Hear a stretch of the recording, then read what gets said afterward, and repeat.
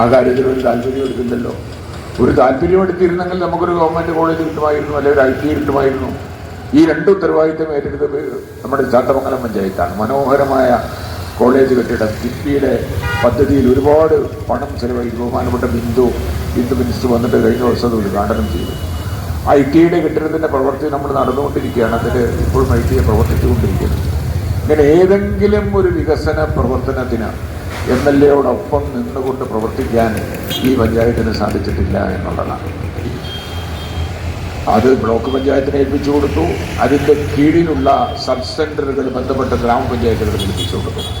എനിക്ക് തോന്നപ്പെട്ട ഗ്രാമപഞ്ചായത്ത് സബ് സെൻ്ററിൽ വർക്ക് ചെയ്യുന്നുണ്ടോ എനിക്കറിയില്ല.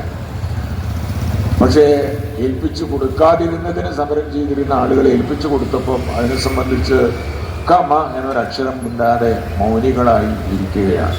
പഞ്ചായത്തിലുള്ള 6 പഞ്ചായത്തിൽ ഒരു 2 പഞ്ചായത്താണ് അത് ഈ ഒരു രീതിയിൽ പ്രവർത്തിക്കുന്നത്. ഞാൻ ഇവിടെ MLA ആയി വരുന്ന സമയത്ത് നമുക്കൊരു പഞ്ചായത്ത് ഉണ്ടായിരുന്നു, ഇപ്പം 4 പഞ്ചായത്തുണ്ട്. അത് 2 കൂടി കിട്ടിയ 6 പഞ്ചായത്താവും. തീർച്ചയായിട്ടും നമുക്ക് ഈ ഒരു പ്രതിസന്ധി, വികസന രംഗത്ത് ഈ പ്രതിസന്ധി സൃഷ്ടിച്ചുകൊണ്ടിരിക്കുന്നവരെ നമുക്ക് പരാജയപ്പെടുത്തി ഒരു മെച്ചപ്പെട്ട ഭരണ സംവിധാനം ഉണ്ടാക്കാൻ നമുക്ക് സാധിക്കണം. നമ്മൾ യോജിച്ച് പ്രവർത്തിച്ചിട്ടുള്ളതൊക്കെ ചെയ്യാൻ സാധിക്കും. കുന്നമംഗലം ബ്ലോക്ക് പഞ്ചായത്ത് ഒരു നറുക്കെടുപ്പിലൂടെയാണ് നമ്മളെ സംബന്ധിച്ചിടത്തോളം നമുക്ക് ഒരിക്കൽ കിട്ടിയത്. അതുകൊണ്ട് കുന്നമംഗലം നിന്നുണ്ടായി, കുന്നമംഗലം നല്ല ഒരു മിനി സിവിൽ സ്റ്റേഷൻ ഉണ്ടായി. ആ ബ്ലോക്ക് പഞ്ചായത്ത് ഒരു നറുക്കെടുപ്പിലൂടെ ഇടതുപക്ഷത്തിന് കിട്ടിയപ്പോഴാണ് നമുക്കിത് ഉണ്ടായത്.